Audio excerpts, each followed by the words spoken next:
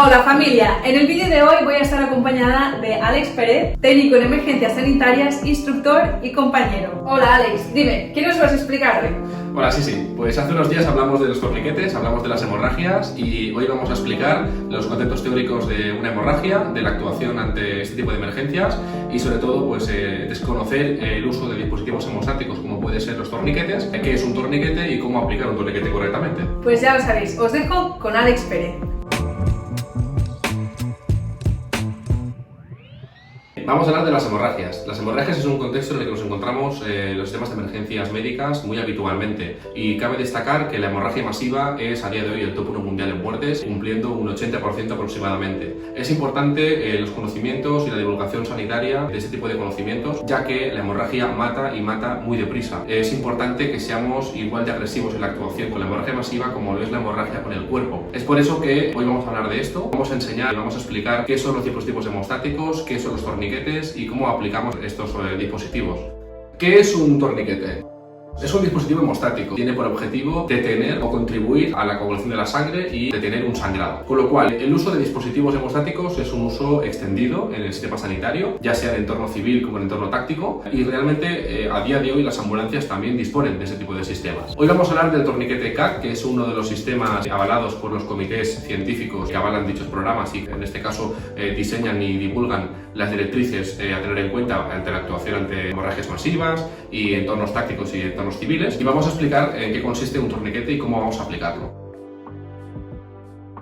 Por lo que respecta a la actuación ante una hemorragia masiva, es muy importante destacar que tenemos que ser igual de agresivos que lo es la patología con el paciente, con lo cual es muy importante que en este caso apliquemos un torniquete lo más inmediato posible por encima de la lesión, unos 4 dedos por encima de la lesión o bien, ante la duda, lo más alto y apretado posible.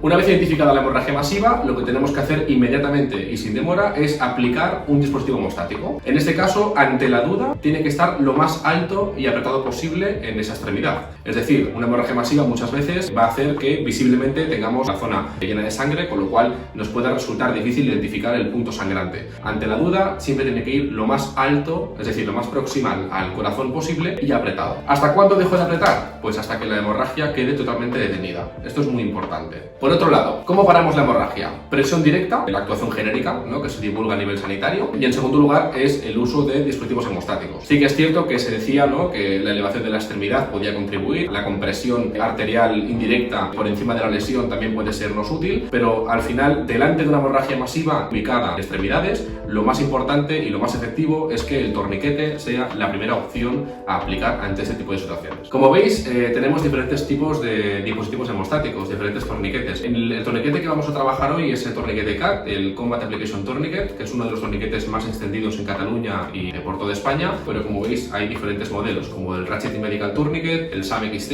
entre otros. Cabe destacar que es muy importante que todos los torniquetes que usemos, tanto en entorno laboral como en entorno personal, sean torniquetes siempre avalados por el comité del TEC, es decir, que sean torniquetes que tengan una evidencia científica y que estén recomendados por las guías pertinentes. Es muy importante saber identificar un torniquete, ya que un torniquete de segundas marcas o de marca china no son efectivos, se rompen al aplicar el dispositivo y con lo cual compromete a nivel vital el paciente. Esto es el torniquete CAT, Combat Application Tourniquet. Como veis, los torniquetes homologados siempre van a disponer de las correspondientes marcas. El torniquete CAT se compone de principalmente una cinta elástica que cruza todo el torniquete, que va revestido a su vez de velcro, que luego nos permitirá la fijación. Y por último tenemos dos objetos principales que nos permiten esta compresión, que es el molinete de plástico y la hebilla de plástico, que luego nos permite la posterior fijación de este torniquete. ¿Cómo se prepara o cómo se arma un torniquete? Es importante que el torniquete esté siempre estirado, que la cinta elástica por dentro siempre esté completamente estirada, esté completamente extendida, y seguidamente pasaremos la parte del velcro por dentro de la hebilla, de tal manera que a un término medio aproximadamente, es decir, que la circunferencia siempre nos quepa dentro de la extremidad, que sea más grande de la extremidad, por si llevamos ropa, por si llevamos una sudadera, por si llevamos camisetas, etcétera, y siempre nos entre correctamente, para luego la posterior aplicación. El torniquete armado correctamente siempre tiene que estar con la cinta totalmente distendida, totalmente extendida, y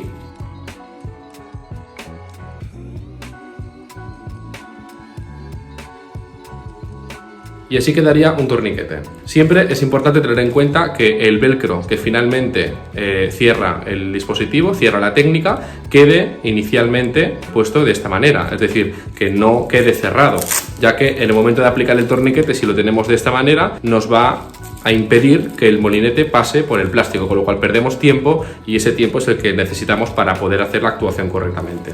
Autocolocación de torniquete en extremidad superior. Es importante que al coger el torniquete con la mano que no tenemos afectada, el dedo pulgar siempre nos permita, en este caso, poder levantar el velcro. ¿Por qué? Porque nos permite la autocolocación correcta, efectiva y rápida, que es lo que se necesita ante este tipo de actuaciones. Imaginemos que mi extremidad afectada es la izquierda, con lo cual este brazo queda operativo. Me coloco el torniquete lo más alto y apretado posible.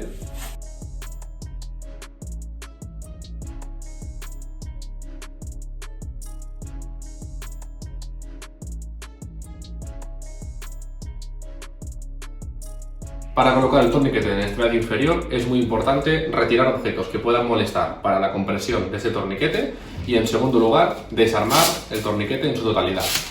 Una vez desarmado, con una mano cogemos el molinete de plástico para poder tener un control del torniquete y con la otra mano, importante teniendo en cuenta sobre todo que no se doble por la parte media, es decir, por la parte posterior no nos quede doblado, es muy importante que lo pasemos por la hebilla y, si os fijáis, con esta mano yo puedo colocar el torniquete en la parte que más me interese, siempre en la parte visible de la herida. Y ahora toca la parte más importante, que es estirar lo máximo posible para poder hacer esta compresión que necesitamos.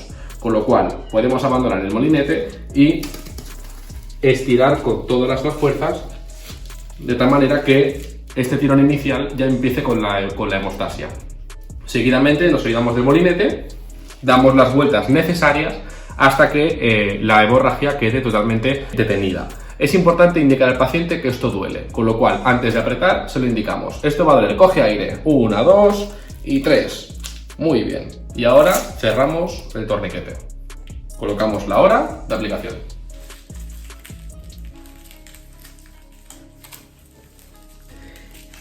Ya.